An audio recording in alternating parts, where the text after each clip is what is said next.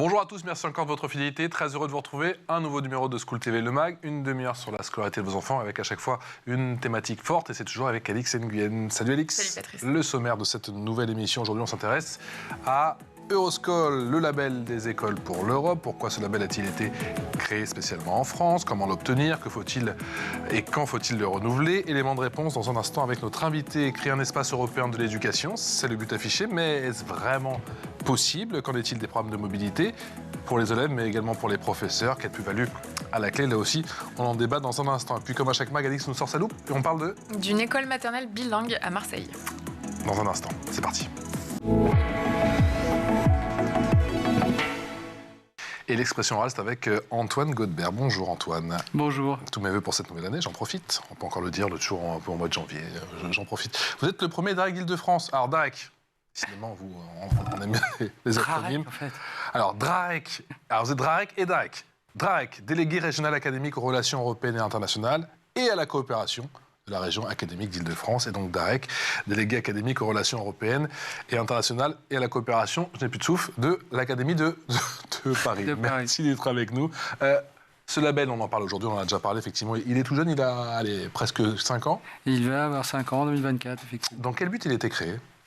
Tout simplement pour permettre donc aux établissements scolaires qui voulaient avoir un développement européen, donc de pouvoir être reconnus. Et c'est très très important. Donc aujourd'hui, à la fois pour les chefs d'établissement, pour la communauté éducative, pour les parents aussi. Je pense que quand on a un établissement maintenant qui a une plaque avec le label sur la porte de l'établissement ou à l'intérieur, c'est vraiment une garantie qu'on aura une vision dans le projet pédagogique en lien avec l'Europe. Et aujourd'hui, ou plus que jamais, les mobilités européennes sont essentielles pour avoir des compétences un peu renouvelées dans le monde compliqué qu'est aujourd'hui. C'est une assurance pour tout le monde qu'on sera européen. Et dans une année où l'on va voter pour les élections au Parlement européen, c'est une bonne chose. Un label français pour les écoles françaises, c'est-à-dire que le système éducatif français était peut-être trop refermé sur lui-même. Je n'irai pas jusque-là, c'est tout simplement que l'éducation n'a jamais été une compétence communautaire, c'est une compétence nationale. Et donc à partir de là, chacun est libre dans son État de construire l'éducation qu'il le souhaite. Simplement, depuis quelques années, on a pensé que pour favoriser les mobilités, pour favoriser aussi le destin un peu européen des plus jeunes, il était important de rapprocher les systèmes. Et c'est un travail qui a été depuis longtemps, depuis la fin des années 40, qui avait été fait par le Conseil de l'Europe, mais qui maintenant est une dimension qui est reprise par les institutions communautaires de l'Union européenne. Et donc on se rapproche, on essaye d'avoir le même type de reconnaissance de diplôme, et puis on essaye surtout de se connaître entre Européens, et Dieu sait si après la pandémie de Covid, on en a besoin. Et quels sont les critères que les établissements doivent remplir pour obtenir le label ? Il y a un petit cahier des charges, je sens. Il y a un petit cahier des charges bien précis, là, attention. Oui, il y a 4 éléments qui sont clés. Donc, le premier, c'est tout simplement que les aspects européens soient inscrits dans le projet, tout simplement pédagogique de l'établissement. Le deuxième, c'est qu'il y ait des activités qui soient en lien, des activités, je dirais, de mobilité ou d'échange, qui soient en lien avec la dimension européenne. Le troisième, c'est qu'il y ait une évaluation de ce qui a déjà été fait. C'est important aussi aujourd'hui, surtout cette année, puisque, comme vous l'avez dit dans la présentation, le label va atteindre ses 5 ans. Donc, pour la première fois, on va renouveler, ou non. Donc ce label, c'est une nouveauté puisqu'il a été créé en 2019. Et puis le quatrième point, c'est qu'on puisse avoir aussi la possibilité de s'inscrire dans un réseau plus européen. Donc les 4 critères sont importants pour pouvoir obtenir le label. Après, pour faire simple, c'est d'abord le label d'une mobilisation pro-européenne, mobilisation pro-européenne. Aussi bien pour les établissements publics que privés ? Oui, pour les privés sous contrat et puis aussi pour les établissements du ministère de l'Agriculture. Ils sont nombreux à être aussi intéressés à avoir ce label. Et tout le monde finalement s'y retrouve, que ce soit les enseignants parce que c'est aussi la reconnaissance de leur travail, le chef d'établissement aussi parce que c'est la reconnaissance de son engagement en faveur de l'Europe, puis les parents. Et puis les plus importants, les élèves. parce que après ces années où ils ont été malheureusement et encore la France peut se targuer d'avoir été probablement le pays où les cours ont été maintenus en présentiel le plus longtemps. C'est pas le cas de nombre de pays européens. Aujourd'hui, c'est l'assurance que l'établissement mènera une politique en faveur des échanges européens. Je pense que pour tous nos jeunes, c'est aussi une manière d'être reconnus comme citoyens de leur pays, mais aussi citoyens européens. Par quoi dans les matières, par exemple, c'est en histoire, une ouverture sur l'Europe, c'est les langues. Tout dépend, je dirais, de l'engagement de trois. Alors, les langues, c'est très important. D'ailleurs, si on résume un petit peu, on peut considérer que ces deux éléments qui sont les plus importants, c'est celle de la connaissance, un peu de la citoyenneté européenne. Donc ça, c'est plutôt de la philosophie, de l'histoire ou de la géographie. Puis il y a bien entendu l'enseignement des langues. Mais pas simplement. Nous avons des enseignants de chimie, des enseignants de maths qui veulent lancer un projet européen avec leurs collègues et dans d'autres pays, ou tout simplement qui pensent que cet enseignement peut être probablement amélioré par des références à d'autres systèmes éducatifs et qui sont très très très soucieux de pouvoir mettre en place un projet européen. Alors bien entendu, tout ça doit être aussi coordonné dans le projet pédagogique de l'établissement. Pour répondre à votre question très directement, oui, il y a probablement plus d'enseignants d'histoire géo ou de langue qui sont investis que dans d'autres disciplines, mais tout le monde, quelle que soit sa discipline de départ, peut s'investir dans un projet européen. Et justement, quels sont les exemples que vous avez qui vous parviennent, que vous avez en tête? Ça peut ressembler à quoi justement ces projets? Alors, beaucoup, sont le label va récompenser un investissement dans des programmes déjà existants, que ce soit des échanges, par exemple, par le numérique, comme e-twinning, dans la dimension, je dirais, Erasmus, que vous connaissez programme, bien, ou tout simplement Erasmus+, ou du bilatéral. Ça peut être la préparation de mobilité d'élèves ou de classes, dans un sens ou dans un autre.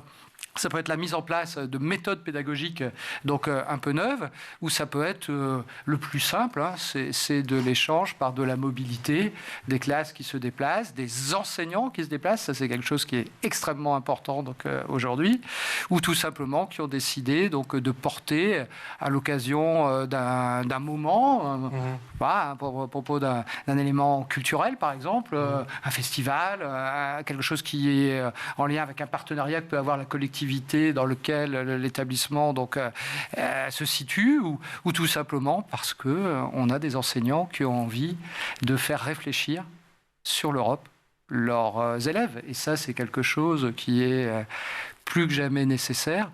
On a tendance à dire que les institutions européennes, c'est pas toujours très clair. On va voir des jeunes qui sont des futurs électeurs, et je parle alors qu'on est à quelques mois de l'élection européenne, donc c'est important qu'ils puissent avoir une connaissance. Ça passe par ça aussi. Est-ce que vous essayez de les familiariser avec ce qui se passe à Bruxelles, les institutions Bien sûr. Et démocratiser un peu la matière. Il y a des enseignants dont on parle peu, et je suis très heureux de pouvoir un petit peu les mettre en avant. Aujourd'hui, c'est les enseignants. Alors, vous avez gentiment dit qu'il est compliqué de dire Drarek. Je dirais qu'il est encore plus compliqué de dire ERAI. C'est les enseignants référents en affaires internationales et européennes. Ce sont des enseignants volontaires qui, auprès du chef d'établissement, sont un peu le pivot, on dirait en basket, de l'organisation de tous les projets autour de l'Europe. Et ces ERAI, un certain nombre vont chaque année à Bruxelles ou à Strasbourg. Je rappelle quand même qu'on a aussi une capitale européenne dans notre pays, et sont censés ensuite pouvoir expliquer autour d'eux à leurs collègues, monsieur chef d'établissement, quelles sont un peu les nouveautés qui peuvent se passer dans le domaine de l'éducation, soit au Parlement européen, soit à la Commission, soit, parce que ça reste quand même une prérogative des États, au Conseil. Avec ce dispositif, le président Macron souhaitait, je le cite, que toute une classe d'âge maîtrise avant ses 25 ans au moins 2 langues vivantes étrangères et ait passé 6 mois dans un autre pays européen. On en prend le chemin ou on en est encore loin? Vous citez deux éléments qui sont clés dans un moment, je dirais, particulier de l'histoire de l'Europe. qui nous tient particulièrement à cœur à Paris, puisque c'était le discours de la Sorbonne. Et c'est donc des objectifs qu'il avait fixés pendant le discours de la Sorbonne. On était en 2017. À l'époque, personne ne pouvait penser qu'on aurait donc, la pandémie qu'on a connue. Donc forcément, les objectifs chiffrés ont été revus en lien avec cet événement qui était imprévu. Maintenant, ce qu'on peut dire, même si on n'a pas atteint forcément, parce que 2020, 2021... Oui, ce qu'il faut regarder, c'est la dynamique, de toute façon. La dynamique existe, elle est vraiment, elle connaît un rebond. Moi, je suis arrivé en fonction en 2022, donc j'ai eu cette chance d'arriver après la pandémie, et beaucoup, donc, notamment de jeunes enseignants, qui avaient été probablement un peu malheureux d'arriver peut-être en poste au moment où la pandémie donc, malheureusement nous est tombée donc, dessus. Aujourd'hui, veulent un petit peu rattraper le temps perdu, veulent s'investir dans des projets de mobilité ou veulent s'investir dans des projets donc, européens. Et d'autres chefs d'établissement qui malheureusement ont dû gérer d'autres choses que des échanges ou des mobilités ou des projets européens, aujourd'hui ont envie de le faire. Donc là, on a depuis la fin, je dirais, de 2021, vraiment une tendance à la progression des projets européens. Et donc, pour être très, très simple, on attend, on espère, beaucoup plus de demandes pour le label à l'occasion donc, de 2024. C'est vrai à Paris, c'est vrai aussi à Versailles et c'est vrai aussi à Créteil. Est-ce que c'est des établissements qui candidatent ? Oui. Et ça se passe comment, justement, le processus ? En fait, il y a une commission, dite commission donc, académique, dans chaque académie dans laquelle nous sommes présents, bien entendu, mais aussi nos collègues donc, des services, donc, je dirais plus directement liés à l'évaluation donc, des projets pédagogiques, plus les services donc, de l'académie qui donc, ont aussi sous leur responsabilité les établissements, se réunissent, il y a une commission, on juge... en fait, par rapport au projet qui nous est présenté, si, entre guillemets, c'est la bonne année pour leur attribuer ou non le label. Alors, peut-être que c'est intéressant de savoir combien on a d'établissements, parce que à Paris, on en a une soixantaine. On peut remarquer quelque chose qui, à mon sens, est un peu une particularité. On a 33% qui sont des écoles, donc on est plutôt donc, dans le primaire, alors que la moyenne nationale est plutôt autour de 25%. Et on a 71, je me rappelle bien, établissements donc, dans l'académie de Créteil, 78 donc, dans l'académie donc, de Versailles. Donc, bon à mal an, on est au-dessus de 200. Alors, si vous mettez ça en lien avec les établissements donc, qui sont investis dans Erasmus, là, on est plutôt autour de 900. On est sur un rapport de 1,5, mais sur une temporalité qui n'est pas la même. Malheureusement, nous avons perdu un des pères du programme Erasmus, qui était Jacques Delors, donc, il y a peu de temps. Le programme Erasmus, c'est la fin des années 80, donc c'est normal qu'il y ait beaucoup plus d'établissements que par rapport au label donc, Euroscola, qui, lui, vous l'avez rappelé, est directement l'héritier justement avec Erasmus. Pour vous, c'est un complément. Oui, c'est un complément et c'est une reconnaissance aussi. Nous, on a beaucoup de chefs d'établissement qui nous disent oui, nous, on voudrait être un peu plus mis en avant d'une certaine manière. Alors, et c'est vrai que l'investissement européen est souvent lié à une vision que l'on peut avoir de l'Europe en disant que c'est parfois un peu compliqué, que c'est pas facile, c'est pas immédiat. Et donc, les chefs d'établissement, par le label, sont très heureux de se voir reconnaître une sorte d'immédiateté de cet engagement européen qui demande du temps, qui demande un peu de passion aussi, et puis aussi qui demande de mobiliser autour de soi les équipes pédagogiques. Vous avez de plus en plus de candidatures au fil des années ? Oui, au fil des années, oui. Au démarrage, mais forcément, la première année, il y avait un effet lié directement à la nouveauté.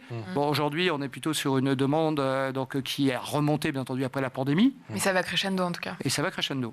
Alors, sur le plan national, ce que je voulais noter aussi, c'est que nous, on en a à peu près 200. Je vous ai dit 200. Il y en a 1100 donc, au niveau national. C'est-à-dire qu'on est entre presque un cinquième donc, de l'ensemble donc, des établissements en France qui donc, ont souhaité donc, récupérer le label.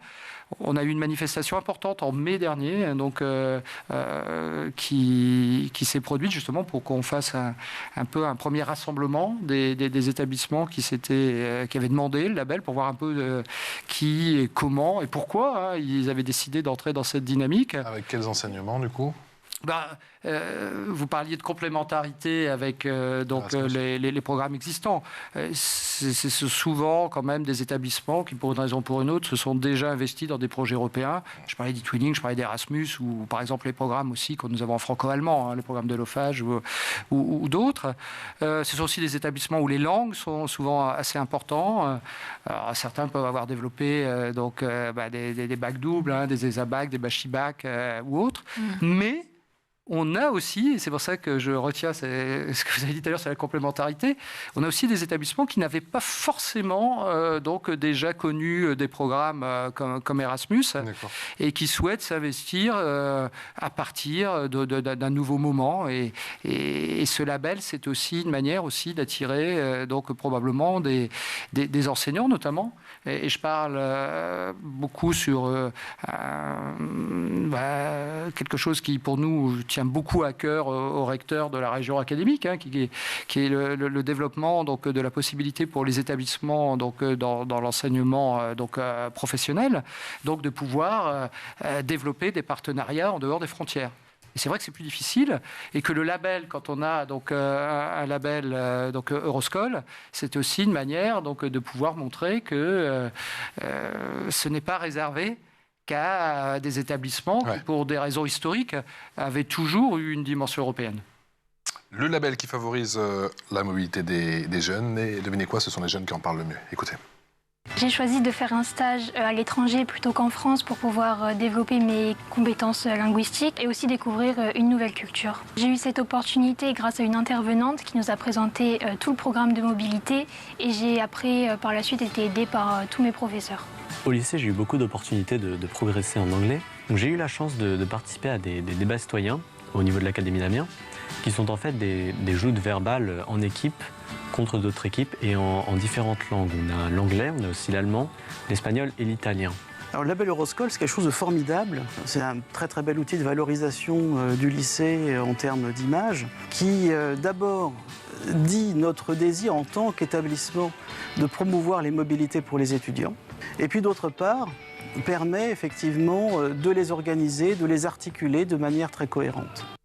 Qui dit échange dit voyage, qui dit voyage dit changement, qui dit changement dit opportunité. Oui, et toutes les études qui ont été menées depuis des années, notamment sur le programme Erasmus+, et je parlais tout à l'heure d'enseignement professionnel, montrent qu'il y a deux éléments qu'on ne peut acquérir que dans une mobilité. Le premier, c'est une part de confiance en soi. C'est absolument nécessaire quand on est dans un autre espace et que tout d'un coup on est obligé de se plonger dans un environnement qui n'est plus le même. Il faut se faire confiance, c'est parfois un peu délicat, ça peut créer quelques troubles, mais quand on revient, on est beaucoup plus sûr de soi. Et ça, c'est important dans le monde d'aujourd'hui. La deuxième, c'est tout simplement qu'il faut se débrouiller. Il faut donc mettre en avant aussi des savoir-faire. Et quand on revient, on est probablement aussi plus attentif à des connaissances, des compétences qui ne soient pas uniquement académiques, mais qui permettent donc de pouvoir se débrouiller dans la société. Et je crois que tout le monde en est satisfait. Les parents en général, quand ils récupèrent donc les enfants qui en ont profité, les enseignants les premiers, parce que sortir donc de leur quotidien, c'est important. Et je dirais même le plus important pour nous, c'est les chefs d'établissement. C'est pas pour rien qu'après quelques années, dans le programme Erasmus, on a créé la fameuse Staff Mobility. Alors, le terme était un peu affreux en anglais, mais c'était pour dire que c'était très, très, très, très important que les personnels administratifs puissent eux-mêmes comprendre quelle était la valeur ajoutée qu'on pouvait retirer quand on était dans une mobilité internationale. Et est-ce que vous faites des campagnes de sensibilisation d'autres établissements qui, eux, ne bénéficient pas du label ? On essaye de toute façon. Alors à Paris, on est plutôt privilégié parce que franchement, on a un nombre d'établissements par rapport à d'autres académies beaucoup plus, un niveau d'investissement dans les échanges européens qui est plus important que dans d'autres académies. C'est le fait de l'histoire, mais c'est aussi parce qu'on a probablement aussi des chefs d'établissement qui tiennent à valoriser Paris parce que tout simplement, il y a une demande de Paris à l'extérieur. Il y a beaucoup de régions donc, dans le monde qui souhaitent avoir des échanges avec Paris, et plus généralement avec l'Île-de-France. Donc on a plutôt, parce qu'il faut aussi regarder dans l'autre sens.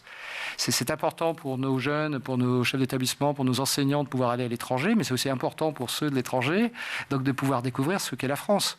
On a parfois tendance donc à considérer que on a besoin dans ce pays de beaucoup critiquer ce qui va, ce qui ne va pas. Beaucoup, ça fait partie quand de même. notre ADN. Non, mais c'est vrai. Mais il y a quand même beaucoup de choses que d'autres pays étrangers veulent découvrir chez nous. Et notamment, je parlais tout à l'heure d'enseignement professionnel. Je pense qu'on peut s'enorgueillir donc à Paris, mais en région Île-de-France aussi, d'avoir des établissements de très bon niveau, des jeunes qui pardon de vous couper, mais c'est vrai que quand tu as la chance de voyager, tout d'un coup, tu critiques moins. Quand tu as la chance de voyager, tu vois ce qui se passe ailleurs, tu te dis, finalement, on n'est peut-être pas si mal. Et ça, c'est bien aussi, je parlais de la confiance en soi. Je n'ai pas dit qu'il fallait ensuite développer un nationalisme totalement irréductible, mais au contraire, je pense qu'on apprend aussi quelque chose qui est essentiel, c'est de travailler en équipe. Et je crois aussi que pour les enseignants ou les chefs d'établissement qui s'investissent dans un projet européen, c'est cette capacité aussi de travailler dans des équipes avec des collègues qui n'ont pas forcément toujours les mêmes référents. Ça peut troubler au démarrage, mais derrière, qu'est-ce que c'est intéressant et souvent enthousiasmant. Mais un peu difficile au début. C'est vrai que l'Europe, c'est aussi... je la connais depuis longtemps. Il y a malheureusement un peu de bureaucratie, parce que c'est le prix à payer pour l'égalitarisme parmi les 27 États. Donc c'est vrai qu'il faut investir donc, dans simplement un certain nombre d'heures pour remplir des dossiers, et que ça peut parfois paraître un peu rebutant. Mais derrière, ça paye. Et ça paye pour tout le monde, pour les enseignants, pour les chefs d'établissement, pour l'équipe administrative et surtout pour les jeunes. Nous aussi, dans le MAG, on travaille en équipe avec Alix. C'est l'heure de la loupe. La loupe qui se concentre sur une école maternelle bilingue à Marseille. Oui, on s'intéresse aujourd'hui à l'école Font-Colombe. C'est l'un des établissements phares de l'expérimentation École du futur, ce programme lancé par le gouvernement en septembre 2021 à Marseille concerne actuellement 6 établissements sur 7 dans la ville. Son objectif principal est de financer des projets pédagogiques innovants, principalement en éducation prioritaire. Or, l'école de Font-Colombe se distingue tout particulièrement. Son projet propose un parcours bilingue dès la maternelle avec une caractéristique spéciale axée sur le renforcement du lien parent-élève.